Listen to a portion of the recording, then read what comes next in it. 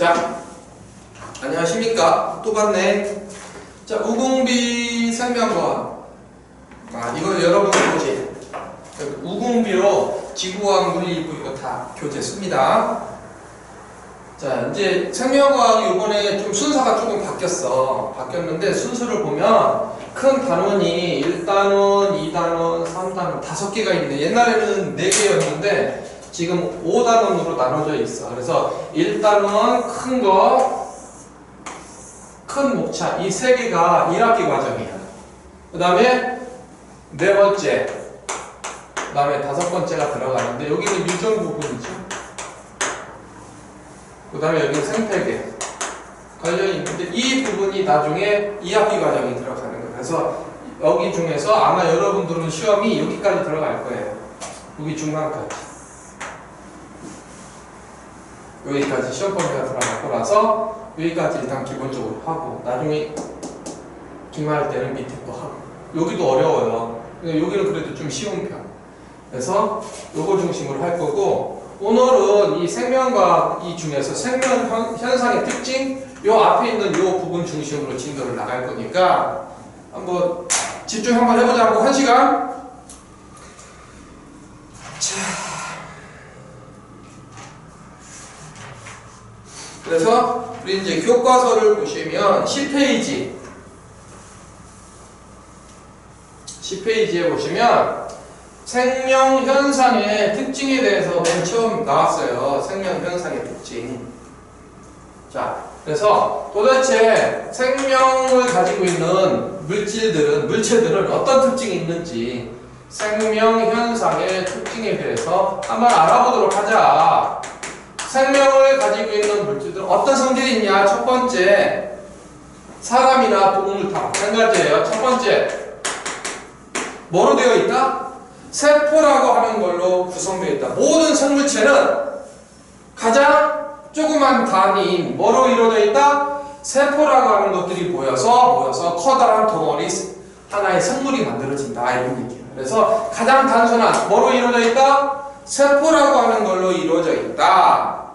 그래서 하나의 세포로 이루어진 생물은 어떤 생물이고? 단세포. 그 다음에 여러 개의 세포들이 모여서 하나의 커다란 생명체가 되는, 생물이 되는 경우가 있어요. 이런 것들은 다세포. 이렇게 얘기를 해줍니다. 사람은 세포가 하나로 이루어진 게 아니라 여러 개의 세포들이 모여서 만들어졌죠? 다세포다. 이렇게 얘기를 해줄 수가 있겠죠. 그래서 단세포 생물이 있고 다세포 생물이 있어. 그래서 단세포는 몸이 하나의 세포로 이루어진 생물이고 다세포 생물은 몸이 수많은 세포로 이루어진 생물이다. 그래서 사람, 나무, 고양이 뭐 이런 애들이 대부분 그리고 우리 주변에는 보이는 거는 대부분 다세포가 보이고 단세포들은 잘 안 보이지 너무 작으니까. 하지만 지구상에는 우리 사람의 눈에 보이지 않는 얘들이 양이 더 많아요. 눈에 보이는 게 일부분이야.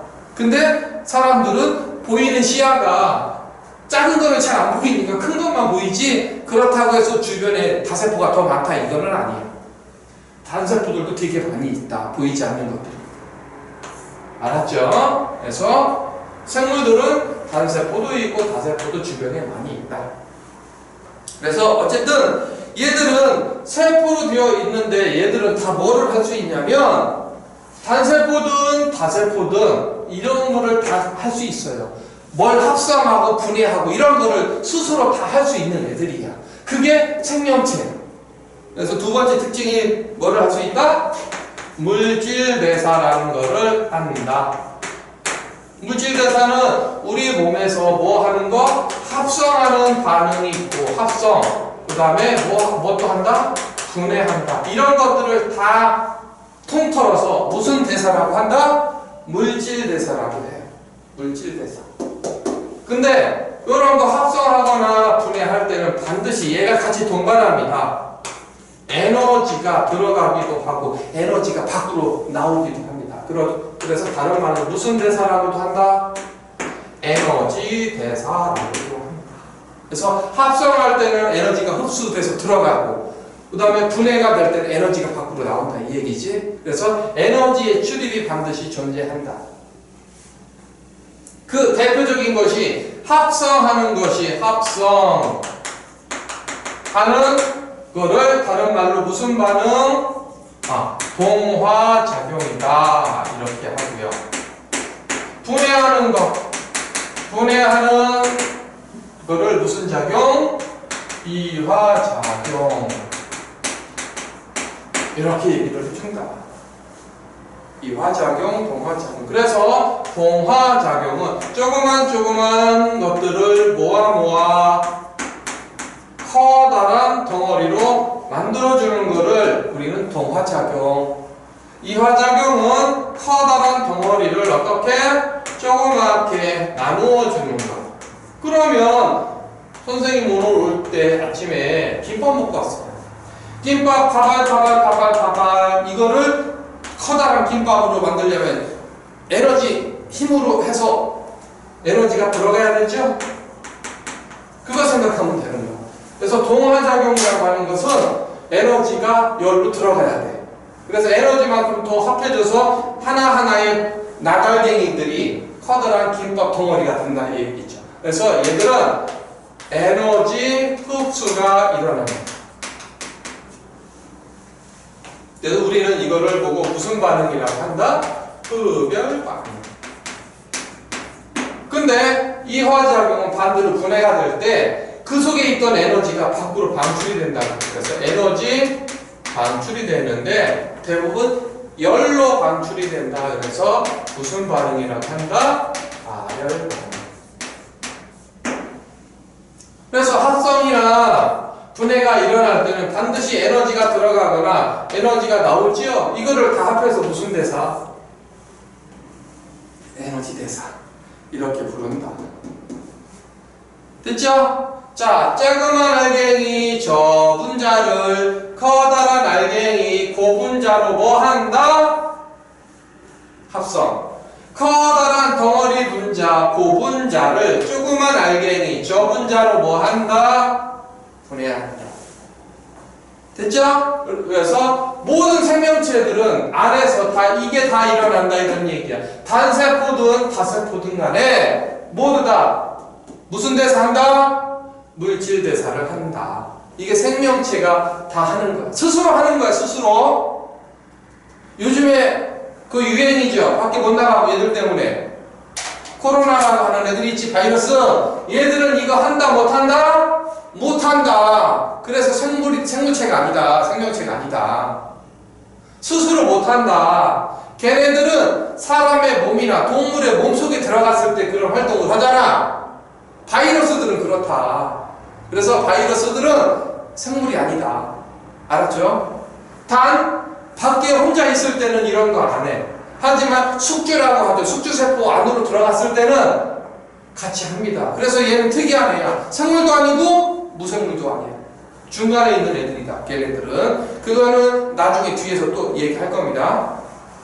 세 번째, 생명을 가지고 있는 애들은 자극에 대한 반응이 있다. 자극에 대한 반응.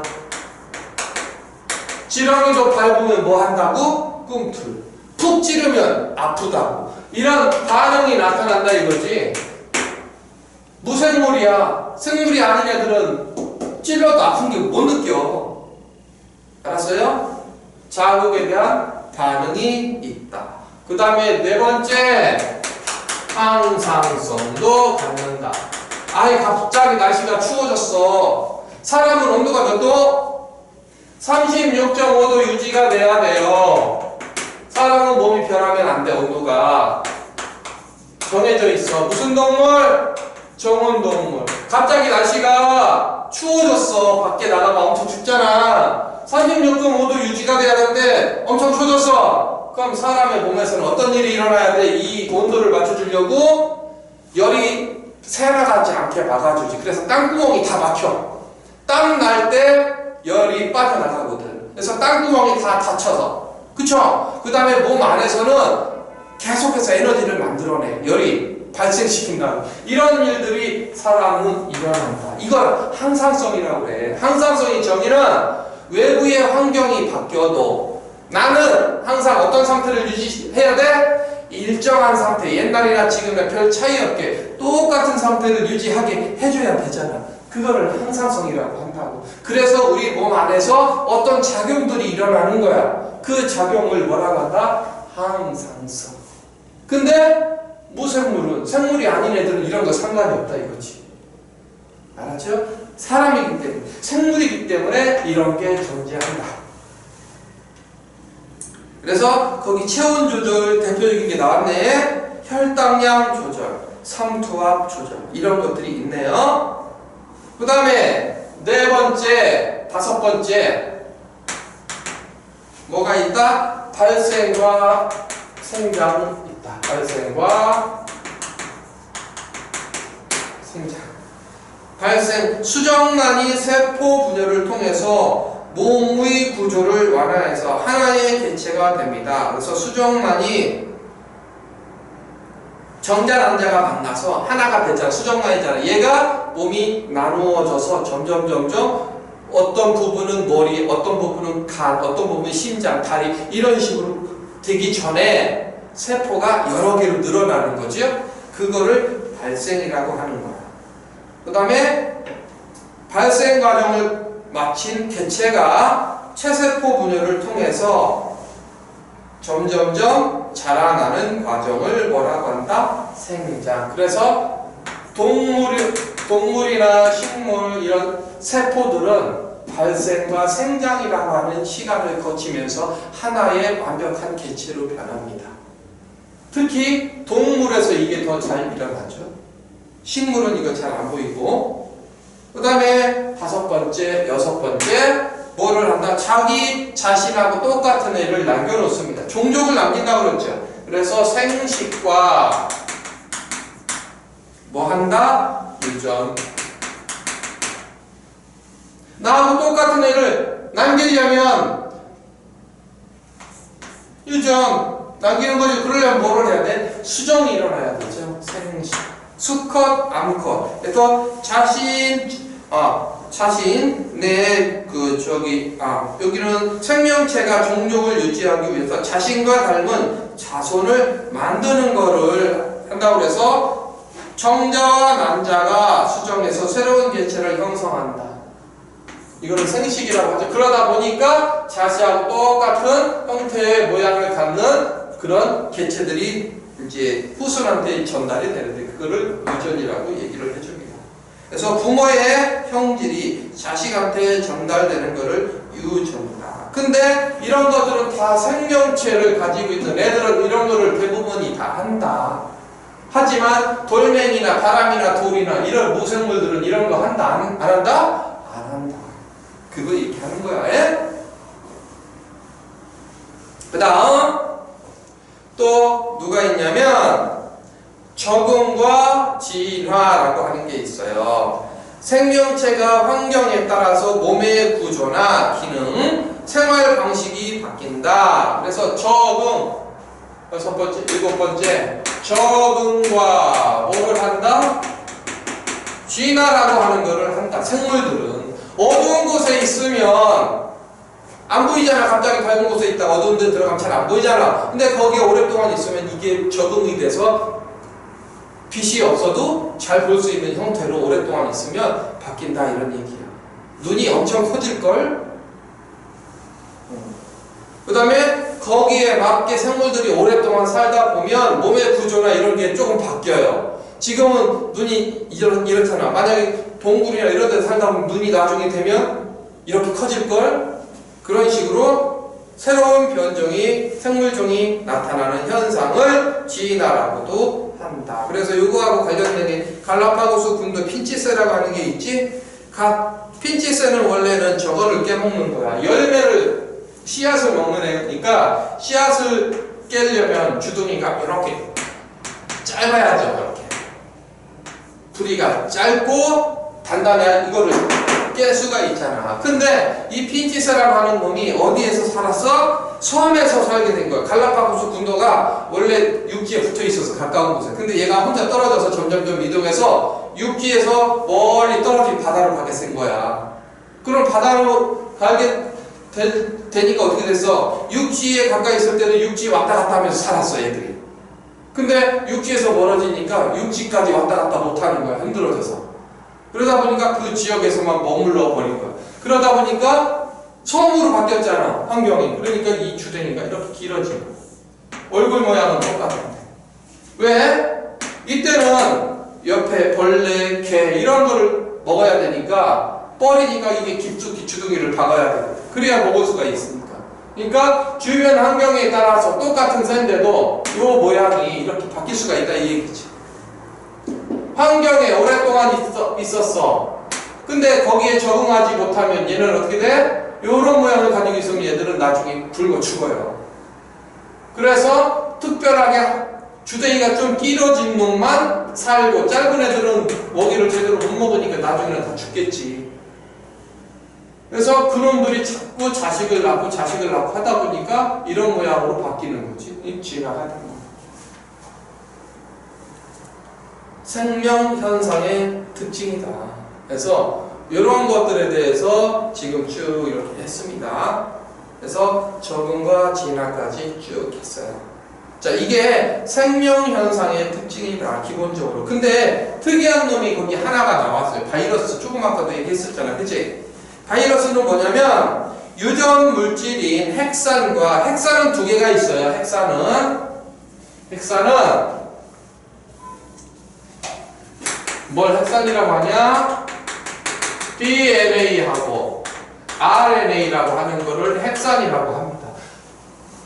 자, 유전 물질인 핵산과 이를 둘러싼 단백질 껍데기로만 되어 있다. 거기 그림에 보시면 핵산, DNA, RNA에는 존재합니다. 그리고 그 주변에 단백질 껍질만 있고 나머지 소기관이 없어요. 물질을 합성하거나 분해하거나 하려면 우리 물질 합성하는 장소가 있잖아요. 세포 내에서. 염록체도 있고 뭐 미토콘드리아 이런 것도 있잖아. 그치? 그런 것들이 여기에는 기관이 하나도 없어. 안 들어가 있어. 얘네는 바이러스는. 그래서 핵산은 있어. 유전 물질인 핵산은 있지만 단백질 껍질 요 두 개하고 없어. 나머지는 아니야. 그래서 거기 보시면 세포 구조가 아니다. 이렇게 되어 있지? 세포 구조는 아닙니다. 세포 구조가 되기 위해서는 뭣도 있어야 되고 세포 내에 소기관 이런 것들도 있어요. 합성과 분해를 할 수 있는 기능을 담당할 수 있는 그런 기관들이 존재해야 되는데 얘는 그것도 없다. 그리고 생물적인 특성과 비생물적인 특성을 모두 가진다. 생물적인 특성은 뭐다? 얘도 숫자가 늘어나, 바이러스도. 근데 단 조건이 있어. 숙주세포 안에 들어갔을 때 개수가 늘어난다 그랬지? 사람이라든지 동물 몸속으로 들어갔을 때만 이때는 물질 대사를 하는 거야. 내가 하는 게 아니라 빌붙어서 하는 거죠. 기생해서. 스스로 하는 건 아니란 말이야. 그래서 안에 들어갔을 때는 생물적인 특성이 나타나기도 한다. 그래서 특이한 애입니다. 그래서 알아주세요. 그래서 대표적인 바이러스가 박테리오파지라고 하는 거하고 담배 모자이크 바이러스라고 하는 게 있습니다. 그래서 이 바이러스의 특징은 뭐다? 유전물질은 있다. 바이러스는 유전물질이 이거죠. DNA, RNA는 있다. 핵산은 있다. 그리고 숙주세포 안에서는 물질 대사, 증식이 일어난다. 그리고 증식 과정에서 유전 현상이 나타나고 돌연변이에 의해서 진화가 일어나기도 한다. 핵산이 두 개가 있어요. 근데 DNA로 이루어진 바이러스 있고 RNA가 주가 되는 바이러스가 있는데 이 RNA 바이러스가 바로 변형이 잘 됩니다. 그래서 코로나가 바로 얘라고 해요. DNA 바이러스로 된 애는 변종이 잘 안 생기는 거야. 그래서 코로나는 이 중에서 어떤 바이러스? RNA 바이러스가 됐습니다. 변종이 일어나기도 한다. 또 생물, 숙주세포 밖에서는 세포 구조가 아니야. 그래서 단백질 그냥 결정체로만 존재한다. 또 효소가 없어서 스스로 물질 대사 한다 못한다? 못한다. 알아주시면 됩니다. 그래서 오른쪽에 질문도 하나가 있네요. 바이러스는 최초의 생명체일까요? 아닐까요?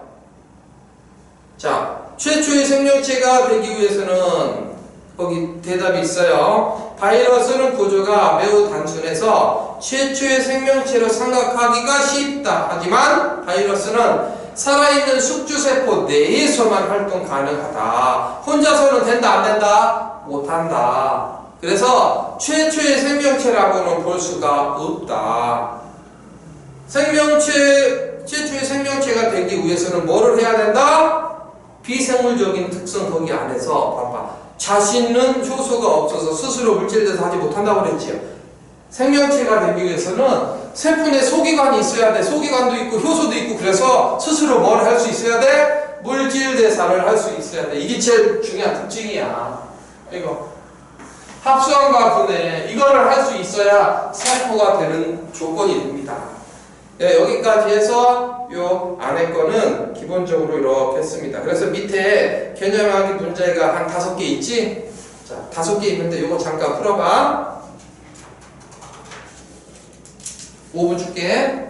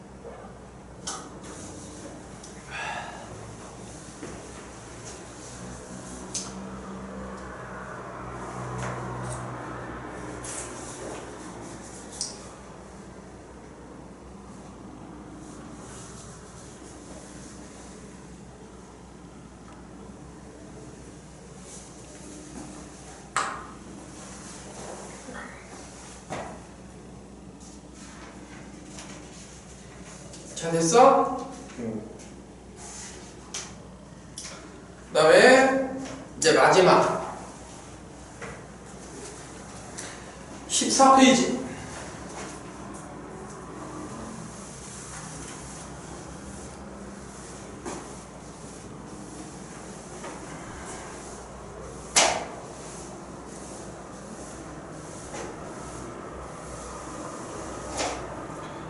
자, 14페이지에는 어떤 내용이 나와 있냐? 생명과학의 특징에 대해서 쭉 나와 있네. 여기는 한 번씩 쭉 읽어보면 돼. 뭐 어려운 건 없어. 생명과학이란 뭐냐? 생명체의 특성과 자연현상을 연구해서 생명의 본질을 밝히고 성과를 토대로 해서 진리병, 환경, 기후 문제, 인류 복지 향상에 기여하는 종합적인 학문이다. 여기 써있네. 생명과학의 연구 대상은 생명체의 구성물질부터 생명체들이 살아가는 생태계까지 생명과학과 관련된 모든 것들이 생명과학의 연구 대상이 될 수 있다. 생명과학 연구 대상은 분자, 세포, 조직, 기관, 개체군, 분집, 생태계 여러 개가 있네요.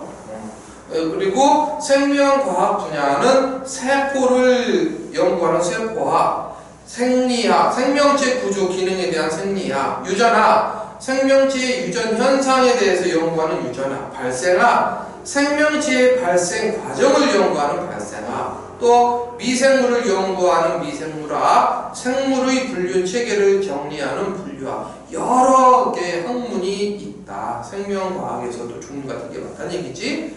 생명과학의 통합적 특성, 다른 과학 분야와 통합을 한다. 화학, 물리의 이론을 바탕으로 해서 생화학, 생물물리학, 분자생물학 등 학문이 발달되어 있고 다른 학문 분야와 통합이 된 경우도 있다. 공학, 수학, 정보학, 컴퓨터과학 등 다양한 학문과 연계하면서 생명공학, 생물정보학, 생물통계학 등의 다양한 학문이 발달하고 다 해가지고 생명과학의 특성에 대해서 쭉 이렇게 한번 정리돼 있어. 근데 이 앞에 거는 중요한 건 없어. 그 다음에 이제 생명과학을 탐구하는 방법이 2개가 남았어요. 2개. 생명과학의 탐구 방법.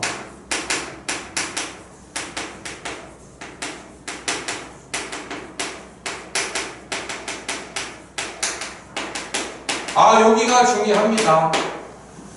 생명과학의 탐구 방법은 2개가 있습니다. 하나는 무슨 탐구 방법? 귀납적 탐구 방법. 또 하나는 무슨 탐구 방법? 면역적 탐구 방법. 2가지 방법이 있다. 근데 어떤 게 좋고 어떤 게 나쁘고 이런 거는 다 틀립니다. 아닙니다. 귀납적 탐구 방법으로 해야 될 때가 있고 연역적인 탐구 방법으로 해야 될 때가 따로따로 있다는 얘기예요. 둘 다 생명과학에서는 다 쓰는 겁니다. 그런데 귀납적인 탐구 방법은 일단은 큰 내용이 특정 현상에 대한 관찰한 결과를 분석하고 종합해서 규칙성을 찾아내 일반적인 원리나 법칙을 이끌어낸다라고 해서 자연현상 관측하고 관찰 주제를 설정하고 관찰 방법 고안하고 관찰 수행하고 해가지고 쭉 있죠. 여기서 중요한 게 결론이거든요. 탐구 방법. 결론 도출이라고 해서 결론 어디에 나와 있어? 맨 마지막에 나와 있네요. 그쵸? 간단하게 정리하도록 하겠습니다. 귀납적인 탐구 방법은 이거를 이끌어내기 위해서 하나의 이론들, 어떤 사실들을 한데 모읍니다.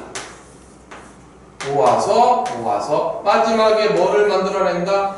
결론이라고 하는 것을 만들어냅니다. 쉽게 얘기해서 귀납적인 탐구 방법은 하나하나의 사실들을 모아서 마지막에 뭐로? 결론을 만들어냅니다. 결론이 어디에 있다? 아래쪽에 가 있습니다. 귀납적인 탐구 방법. 이렇게 얘기합니다. 그럼 연역적인 탐구 방법은 뭐냐? 일단은 여기에 결론이 하나 나옵니다. 결론을 만들어냅니다. 근데 이 결론이 맞는지 안 맞는지 여기서 실험해 가면서 다 검증을 합니다. 그래서 자료까지, 실험 결과까지, 데이터까지 뽑아냅니다. 근데 이 내용과 이 내용이 비슷할 수도 있고 다를 수도 있죠. 틀렸네? 틀리면 너 다시 이 방법들이 다 맞다고 치면 이게 잘못된 거잖아요. 그래서 너 다시 결론 만들어. 그리고 뭐뭐 때문에 뭐뭐일 거야 다시 해놓고 이거에 맞게 실험을 또 합니다. 계속해서 돌립니다.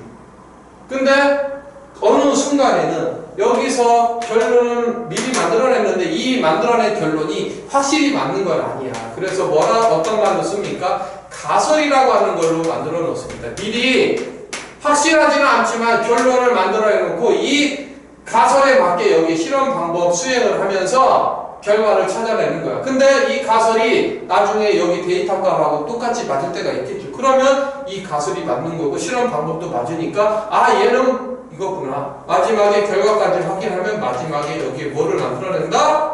결론을 이끌어내는 방법입니다.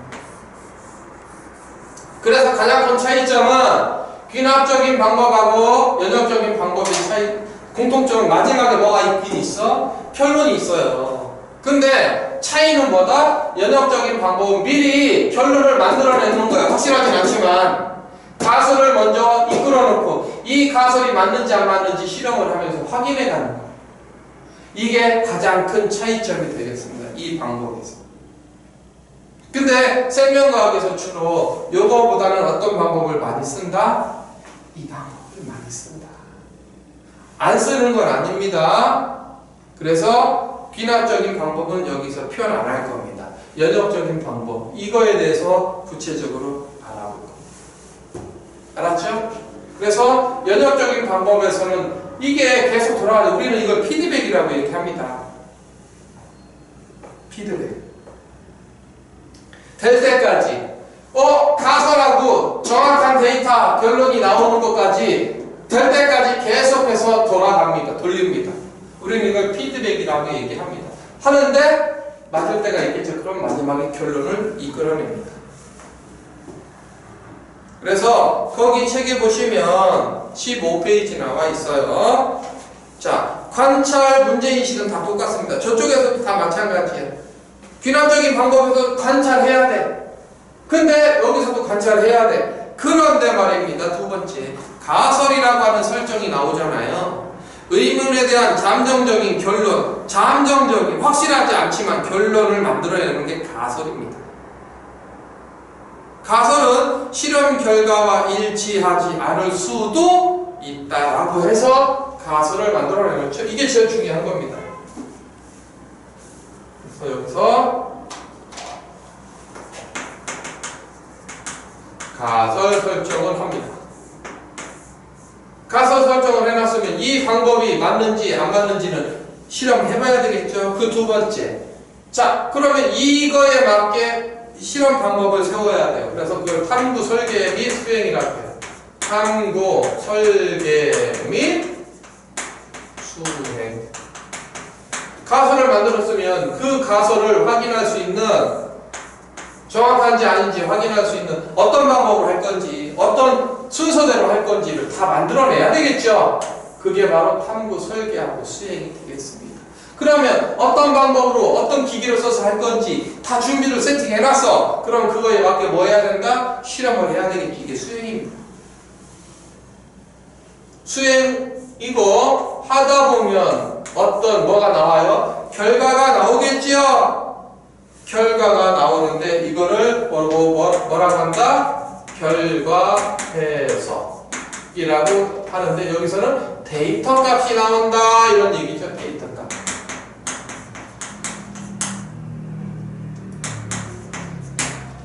그러면 이거하고 이거를 비교했을 때 데이터가 일치한다 그러면 가면 되고 불일치한다 그러면 다시 가면 되는 거지.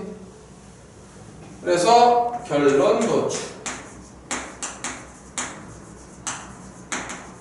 자, 이 과정 중에서 제일 중요한 게 어딜까요? 선생님은 과감하게 어디라고 얘기한다? 여기라고 얘기합니다. 하고 싶어요. 왜? 이게 맞았어. 맞았는데 실험 방법이 잘못됐어. 그러면 밑에 게 다 잘못되겠지. 그래서 제일 중요한 게 나는 여기라고 생각을 하는 겁니다. 정확한 가설에 맞는 실험 방법을 세워서 가설에 맞는 실험 도구를 이용해서 순서를 정하고 이렇게 했으면 제대로 된 결과가 나오겠지. 제대로 된 결과를 찾아내려면 여기를 확실하게 해야 된다 이거죠. 그래서 여기에서 그런 오류를 없애기 위해서 요 실험을 합니다. 무슨 실험을 한다? 대조 실험을 합니다. 비교하는 게 있어요. 대조군, 실험군, 대조군이라고 해서 대조 실험합니다. 실험군, 대조군. 이거를 나눠가지고 실험을 한다. 대조 실험. 그 다음에 변인에 대해서 정리를 해줍니다. 변인은 뭐 종속 변인 뭐 해가지고 뭐 통계 변인 뭐 이런 게 쭉 나와 있는데 실험의 조건이나 결과와 같이 실험에 관련된 모든 것을 변인이라고 하는데 여기에서 중요한 게 독립 변인하고 그 다음에 종속 변인 이런 것들을 제대로 찾아서 정리를 해줘야 나중에 실험 결과가 오류가 안 생기고 다 해줄 수가 있습니다. 이런 실험, 이런 거 정리를 해주시는 게 중요하다. 그 다음에 결과 해석. 실험에서 얻은 결과가 타당한지 분석하고 가설과 일치하는지 확인한다. 해가지고 쭉 나와 있어요. 그러면 다 정리가 됐죠? 요것만 정리하면은 우리는 요 부분을 다 마스터하는 것이 되겠습니다. 그러면 변인 중에서 이거 실험군, 대조군이 있어요. 예를 들어서 하나만 할게. 자, 예를 들어서 이런 실험을 한번 해보고 싶어요. 어떤 실험? 빛의 세기가 뭐에 영향을 준다? 빛의 세기가 광합성 양에 영향을 주는 요인 알아보는 실험을 한번 해보고 싶어요. 빛의 세기가, 그쵸? 빛의 세기가 광합성량에 영향을 주는 요인을 알아보고 싶은 이런 실험을 한번 해보고 싶어. 그러면 비교하고 이게 있어야 되겠죠. 대조군은 실험할 때 뭐가 되는 거야? 기준이 되는 거야. 기준이 되는 그걸 대조군이라고 해. 그 다음에 실험군은 조건을 바꿔주는 거야. 실험군은 뭘 바꿔주는 거야? 조건을 바꿔주는 거야. 조건을 바꿔. 그러면 빛의 세기가 광합성량에 영향을 주는 실험을 하는 거잖아. 그러면 뭐가 변해야 되겠어? 빛의 세기가 달라져야 되겠지? 그래야 광합성이 일정한지 어떻게 늘어나는지 이거를 알아내잖아. 그러면 여기서 조건을 바꿔주는 게 빛의 세기가 바꿔주는 거야. 여기가 실험이야. 실험군이야. 그러면 얘는 빛의 세기가 안 변하고 가장 기본이 되는 거. 이거를 대조군이라고 얘기합니다. 그러면 빛의 세기가 많을수록 점점 빛을 강하게 이렇게 해줘야 되겠지. 그러면 그게 바뀌는 거니까 이게 실험군이 되는 거야. 이해가 됐죠? 이런 식으로 알아보는 거야. 그래서 이 조건을 바꿔주는 게 실험군이 되는 거고, 그 다음에 기준이 되는 게 대조군이 되는 거야. 그러면 하나는 그냥 자연 상태. 광합성이니까 풀로 하면 되나 이렇게? 풀이야. 자연 상태. 그 다음에 풀인데 여기 똑같은 나무에 풀로 해야 되겠지? 나무의 크기도 똑같아야 돼. 이파리도 비슷한 거. 그 다음에 얘는 뭐 10룩스, 얘는 20룩스 밝게, 30룩스, 40룩스. 그래서 점점 밝기를 어떻게 해야 돼? 빛의 세기가 센 걸로 바꿔줘야 되겠지? 무슨 말인지 알겠지? 아무것도 안 해주는 거. 이게 바로 무슨 군? 대조군. 빛의 세기가 이렇게 가면서 세기가 더 센 걸로 해주면 얘는 3개, 4개는 다 무슨 군? 실험군이 되는 거지. 됐죠? 그 다음에 중요한 게 있어요. 그러면 이 광합성량에 영향을 주는 게 이거 말고 또 있지? 뭐 있어? 뭐 있니? 이산화탄소 농도, 그 다음에 온도, 이런 것도 있잖아. 그럼 이런 거는 어떻게 해야 되니? 실험 이거 시작할 때부터 끝날 때까지 뭐 해야 되니? 일정하게 유지해야 되죠. 어떤 놈은 이산화탄소 없게 하고 어떤 애는 온도 마이너스 100도로 해주고 빛의 세기만 다르게 하면 이게 되겠어? 안 되겠지. 그게 들어갑니다. 그래서 독립변이는 사실은 2개가 있어요. 책에 보시면 조작변이라고 하는 걸로 되어 있고, 여기는 통계변이 되어 있어. 그래서 조작변은 설명에 가설을 검증하기 위해서 인위적으로 변화시켜주는 거 있죠? 인위적으로 변경 바꿔주는 거, 변경 바꿔주는 내용. 요거는 일정하게 유지하는 거, 일정하게 바꿔주는 거, 안 바꿔주는 거, 안 바꿔주는 거. 그러면 이거 얘기하는 겁니다. 여기서 일정하게 유지하는 게 뭐 있어? 이산화탄소, 온도 이런 것들은 일정하게 유지시켜줘야 되겠지. 일정하게 유지되는 거. 무슨 변이? 홍제 변이. 뭐다? 이산화탄소 농도, 온도 이런 것들은 실험 결과에 영향을 줄 수 있으니까 실험 시작해서부터 끝날 때까지는 일정하게 해줘야 된다 이 얘기지. 이게 통제변인. 됐어요? 그러면 일정하게 유지되는 거였었는데 그 다음에 이 실험이 뭐라고? 빛의 세기가 달라져야 됐죠? 조건이 바뀌는 거, 조건이 변하는 거. 아까 실험은 조건이 바꿔주는 거 있었지? 조건이 바꿔주는 거, 변하는 거. 이게 무슨 변이라고? 조작 변이. 그래서 실험군이 조작 변이에 해당하는 겁니다. 그러니까 누구만 달라져야 돼? 빛의 세기가 달라져야 되겠지. 됐어? 그럼 얘는 뭐니? 종속 변이는 책에 보면 정의가 이렇게 써 있어요. 독립 변인에 의해서, 독립 변인에 의해서, 독립 변인 두 개가 있는데, 독립 변인에 의해 변하는 거, 의해 변하는 요인이 이렇게 써 있잖아요. 근데 독립 변이는 조작하고 통제가 있는데 이 중에서 통제는 안 변하고 누구만 변해?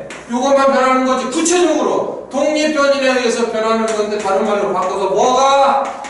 조작 변인에 의해서 달라지는 거. 달라지는 거. 그건 뭐냐? 다시 쭉 와. 빛의 세기에 따라서 달라지는 게 뭐? 아라브르 실험이야. 이거에 따라서 뭐가 달라지는 거냐고. 이게 변하는 거지. 이해됐지? 그러니까 뭐지 저희가? 종속 변인이라고 하는 것은 종속 변인에 해당하는 것은 이거에 따라 달라지는 게 뭐가 변하는 거라고? 광합성량. 이게 달라지는 거잖아. 이게 종속 변인이야. 이거를 실험에서 다 써야 된다 이 얘기죠. 이 부분을 정확하게 짚고 넘어가면 모든 실험을 다 올바른 실험을 할 수 있다 이거죠. 종속 변이. 됐죠? 자, 그래서 제목에 이게 다 있어요. 빛의 세기에 따라 광합 성량에 영향을 주는 요인을 알아주는 거야. 그러면 변하는 거는 이게 변하는 거야. 광합 성량이 변하는 게 결과가 달라지는 거잖아. 뭐에 따라서? 앞에 있는 거에 따라서 뒤에 있는 게 달라지는 거예요. 뒤에 있는 게 무슨 변인? 종속 변인. 앞에 있는 거 뭐가 변하면서 이게 변한다 그랬지. 이게 무슨 변인? 조작 변인. 이렇게 찾는 거거든. 그럼 여기 있는 거를 뺀 나머지 이거에 영향을 줄 수 있는 거는 처음부터 끝까지 뭐 해야 돼? 일정하게 유지시켜줘야 되는 것들. 이런 것들은 다 무슨 변인? 통제 변인. 이렇게 간단 말이지. 쉽지? 그래서 이거를 정리를 잘 해야 이 부분을 퍼펙트하게 여러분들이 할 수 있다 이겁니다. 되게 중요한 부분이야. 내신에서는 물론 여기는 그렇게 중요하진 않아. 하지만 여러분들은 뭐를 봐야 돼? 수능을 봐야 돼. 수능 여기서 나와요. 알았지? 한번 확실하게 한번 하자. 자, 정리 한번 하세요. 이거 필기도 해놓고 하셔.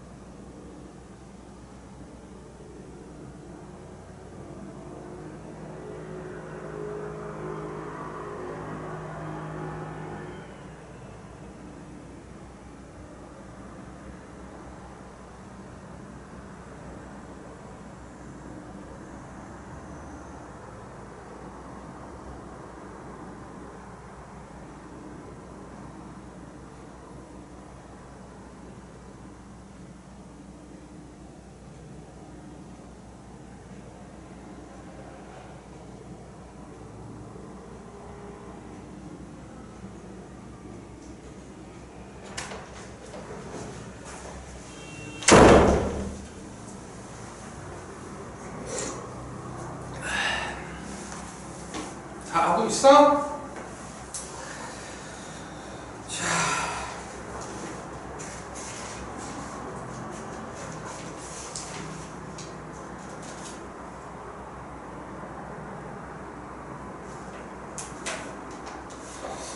자, 18페이지 잠깐 보도록 하겠습니다. 18페이지 잠깐 보시면 이제 이게 하고 이제 마무리가 되는 거야. 어떤 내용이 나와 있냐면 화성 토양에 대해서 나왔습니다. 화성 생명체 탐사 실험이라고 하는 게 있지. 이거 내신에서는 중요하진 않아. 근데 모의고사에서는 나올 수가 있어. 전에 이제 수능에서도 나왔던 그런 유형 중에 하나입니다. 그래서 그거 책이 나온 거라서 한번 하고 넘어갑니다. 화성 토양에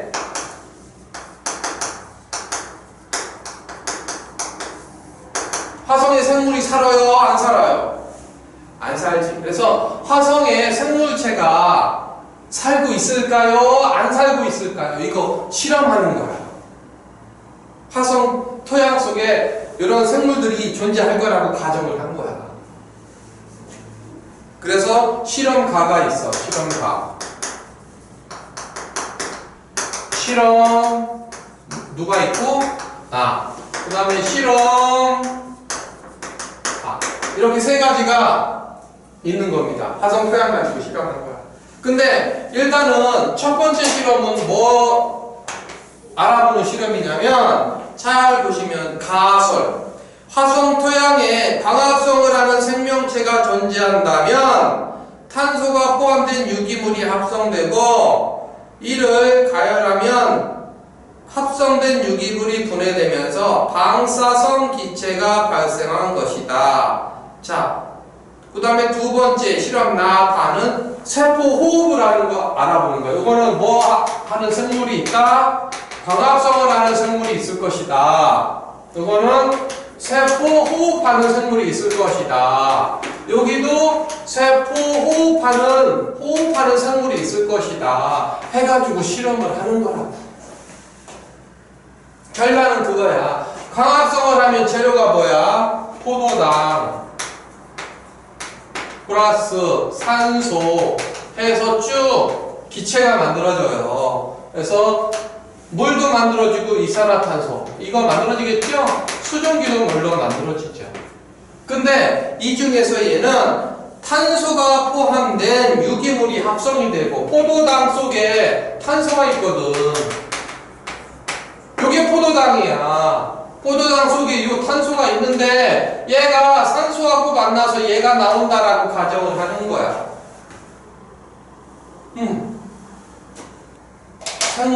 광합성을 하는 생물이 있다면 포도당을 가지고 유기물이잖아. 이거를 주면 이 광합성을 할 수 있는 생물이 포도당 그 다음에 산소를 이용해서 이산화탄소 만들어낼 거야 하는 실험입니다. 그쵸? 자, 그래서 광합성은 반대로 됐네요. 이렇게 되는 게 아니라 광합성은 이산화탄소 이용해 수증기 H2O 이거를 이용해서 뭘 만든다? 포도당 CH12 이거를 만든다. 얘를 만든다. 이거를 만드는 실험을 하는 거야. 그래서 얘를 주는 거죠. 얘가 이렇게 되는 거야. 만약에 광합성을 하는 생물이 있으면 이산화탄소하고 수증기를 이용해서 얘를 합성한다 이런 얘기가 되겠네요. 그래서 거기 그림이 나왔죠. 이 그림에 화성 토양을 주고 됐죠? 그 다음에 거기에 뭐가 있냐면 램프 불을 이렇게 해줬네요. 해줬어요. 그 다음에 여기 화성 토양이 있고 여기 공기를 다 빼요. 공기를 다 빼버려. 해놓고서 여기에서 이산화탄소를 주는 거야. CO2. 근데 보통 CO2는 요 탄소 원자량이 12짜리야. 12짜리로 주는 게 아니라 여기 광합성을 할 수 있는 생물이 있으면 12짜리를 주는 게 구분이 안 되니까 방사선 동위 원소인 얼마짜리를 14짜리를 집어넣어주면 여기 광합성하는 생물이 존재한다고 그러면 물은 여기 축축하게 적셔주는 거야. 주전자를 해서 물 주고 물은 충분하게 주고 난 다음에 이산화탄소를 여기다 14짜리를 집어넣어준 거야. 그럼 광합성을 하면 여기 안에 유기물이 합성이 되겠지? 합성이 되면 얘는 얼마짜리? 14짜리가 들어가겠지. 그러면 이 토양 속에는 뭐가 존재하겠어? 유기물이 합성된 게 만약에 있겠네. 생물이 있다고 그러면 포도당 같은 게 만들어지겠네. 그리고 난 다음에 유기물을 거기 보니까 밑에 가열장치를 해놨지. 이렇게 불꽃으로 충분하게 이산화탄소 넣어주고 시간이 지난 다음에 빛도 비춰주고 한참 지나고 난 다음에 여기 안에 있는 공기를 다 빼버려. 아예 없애버려. 그러면 여기 공기는 아무것도 없겠네. 이산화탄소도 없고 수증기도 없고 산소도 없겠네. 그치? 그 상태에서 얘를 가열을 해서 막 태우는 거야. 이게 만들어졌을 거라고 생각을 하고 태우면 여기서 불꽃이 되면서 여기 이산화탄소가 발생할 수 있겠죠? 근데 이 이산화탄소는 요게 들어갔겠지. 14짜리가 있을 거라고 계산을 하는 거야. 근데 거기 해보니까 방사능 계측기를 직접 해보니까 있었어? 없었어? 없었다 이 얘기죠.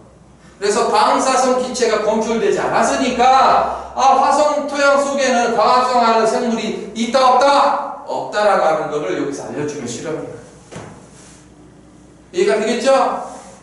이번에는 두 번째 그림이야.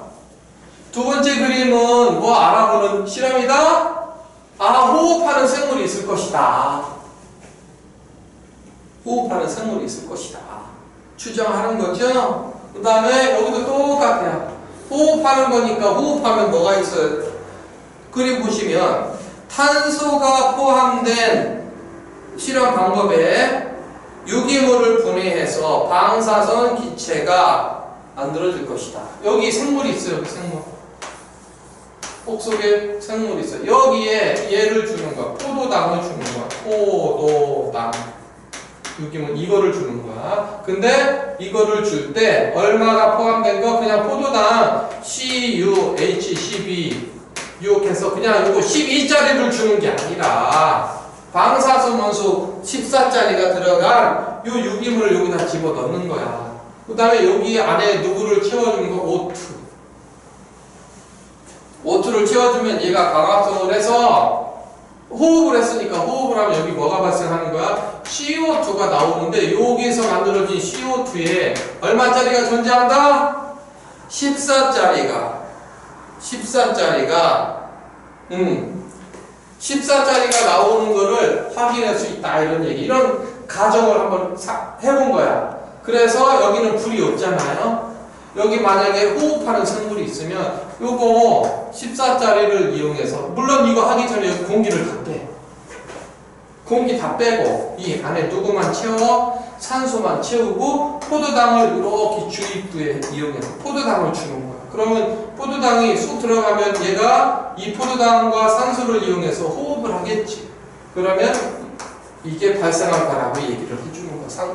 생각을 해서 해봤어. 그랬더니 14짜리 요 안에 발생해서 이산화탄소가 차 있을 거라고 생각해서 방사하는 계측기를 측정을 해서 요거 하면 돼. 그랬더니 14짜리가 검출이 됐어? 안 됐어? 안 됐다. 아무것도 검출이 안 됐다. 이 얘기야.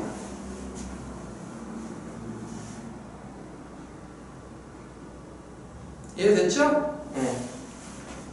오른쪽 것도 마찬가지. 오른쪽 것도 마찬가지. 다 해서 실험을 해본 거니까. 됐다, 안 됐다? 안 됐다가 나오는 거야. 자, 여기는 뭐냐면, 기체 뭐라고 했냐면, 분석기라고 했어요. 이 안에 누구 있어? 산소하고 이런 이산화탄소가 만들어질 거 아니야. 요 비율을 계산해보는 거예요. 요 정해진 공간 안에 산소가 어느 정도 있었어. 근데 만약에 호흡을 하면 이산화탄소가 여기서도 똑같이 뭔가 발생이 되겠지. 그러면 산소의 비율은 좀 적어지고 이산화탄소는 좀 늘어날 거 아니야. 그러면서 이 안에 있는 기체 비율을 측정해보는 거야. 근데 기체 조성 변화가 있었다 없었다? 없었다. 결론 나왔죠. 그래서 화성 토양에는 광합성을 하는 생물이나 호흡을 하는 생물이 산다 안 산다? 안 산다. 그거를 이제 실험으로 해본 거란 얘기야. 그래서 생명체가 존재하지 않는다. 이거를 이제 실험해서 했던 거죠. 이해가 됐지? 그래서 여기까지 해서 지금 생명과학 압축을 한 거야. 압축을 한 거니까 요거까지 하시면 될 것 같아요. 그 다음에 과제는 어디까지 하는 거? 뒤에 것까지 다 해오세요. 수능 기출문제도 할 수 있으면 다 하고. 첫날이니까 생명이 조금 많네.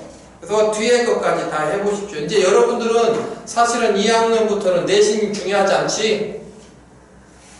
영향 별로 없잖아. 수능으로 가야 되니까.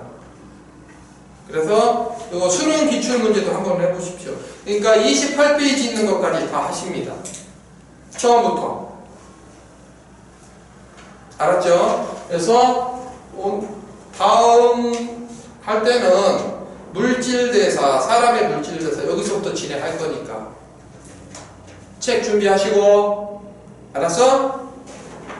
자, 고생하셨고 오늘 여기까지 수업하겠습니다.